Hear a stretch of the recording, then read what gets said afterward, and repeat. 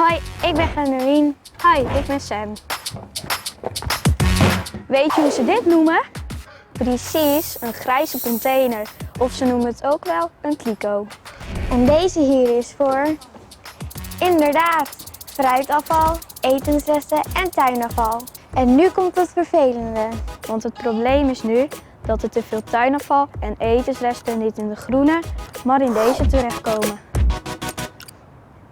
Stel dat je met z'n vieren thuis woont, dan heb je dus een berg van bijna 130 kilo. En als je bedenkt dat we met meer dan 50.000 mensen in deze gemeente wonen, dat zijn 150 volle vuilniswagens. En die gigantische berg, daar kan nu geen compost van gemaakt worden.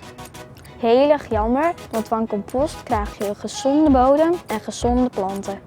Daarom willen we jullie vragen om ons te helpen om het afval goed te scheiden.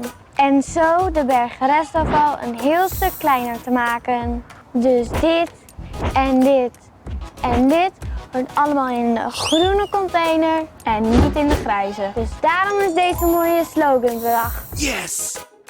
Ja, wij op onze school verzamelen nu ook het groene afval apart in. Dit dan ook op jullie school. Precies, Thomas. En nu nog iets leuks. Wij dagen jullie allemaal uit om een filmpje te maken over dit onderwerp.